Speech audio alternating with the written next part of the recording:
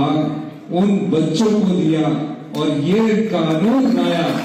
हिंदुस्तान का पहला कानून हिमाचल प्रदेश की सरकार ने बनाया कि जो बच्चे अपनी माता को खो चुके हैं, अपनी पिता को खो चुके हैं, उनकी सरकार ही माता है, सरकार ही पिता है और चिल्ड्रन ऑफ द स्टेट का दर्जा दिया।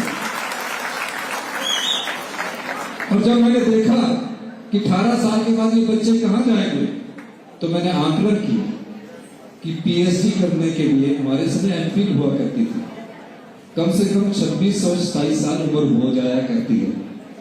हमने उनके लिए नीति 27 साल तक उसकी पूरी फीस का खर्चा हिमाचल प्रदेश की सरकार देगी, हॉस्टल का खर्चा हिमाचल प्रदेश की सरकार देगी, गर्मी के कपड़े और सर्दी के कपड़ों का खर्चा हिमाचल प्रदेश की सरकार देगी और कोचिंग के लिए भी सरकार पैसे देगी और 4,000 रुपया पॉकेट मनी हर महीने उन बच्चों को हिमाचल प्रदेश की 6,000 बच्चों को आज देगी।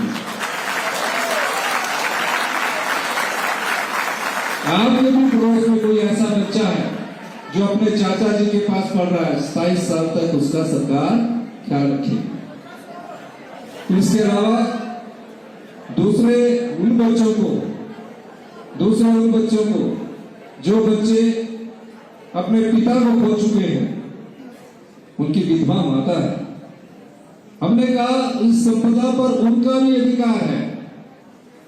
आज हमने उन 23,000 बच्चों को जो विधवा माता है या बहन है, अपने पति को खो चुकी है, बेटी डॉक्टर बन रही है, आपकी तरह यूनिवर्सिटी में पढ़ रही है, इंजीनियर बन रहा है, डॉक्टर की फीस 75,000 रुपया पर ईयर है, हॉस्टल की फीस 60,000 रुपया पर ईयर है।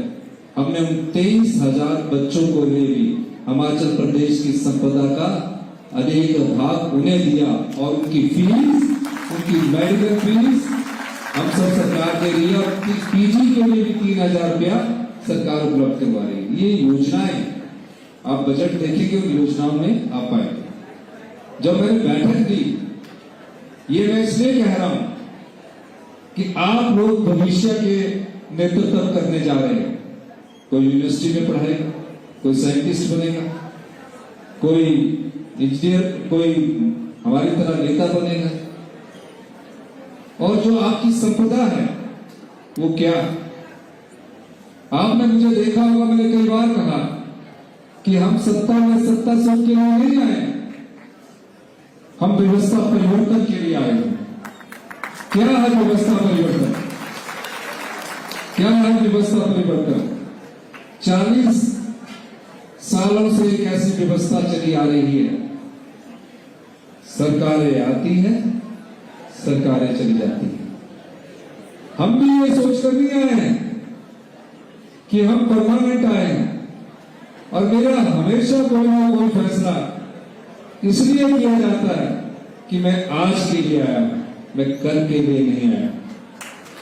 इसलिए मैं ये कहना चाहता हूं आपको, जब मैंने अधिकारियों की बैठक ली, क्या होता है मुख्यमंत्री जी के पास सब हरा ही हरा नजर आता है,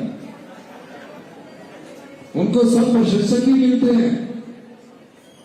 लेकिन मैंने जीवन के 35 साल संघर्ष किया, उस धरातल की जमीन से सीखा है मैंने कि गांव में बैठा हुआ परिवार क्या सोचता है,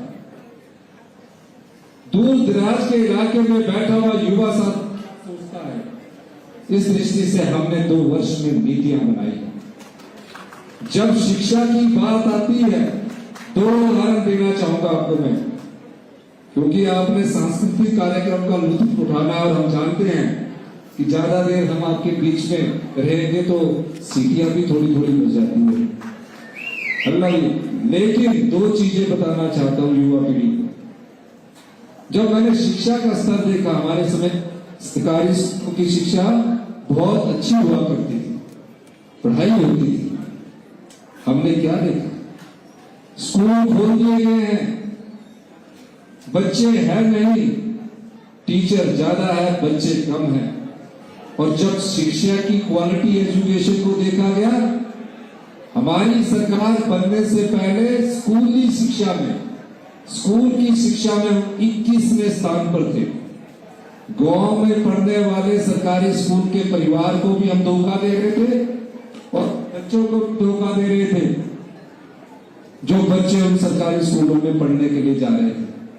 टीचर तक नहीं उपलब्ध थे। और आज हम कह सकते हैं 2 वर्ष की व्यवस्था परिवर्तन के बाद आने वाले समय में हमने Rajiv Gandhi day board school गांव के स्कूलों में खोलने शुरू कर दिए हैं और अगले वर्ष 100 स्कूल गांव के सरकारी स्कूलों में हम सीबीएसई शुरू करने जा रहे हैं ताकि गांव के बच्चों को सीबीएसई बोर्ड से जोड़ने शुरू हो।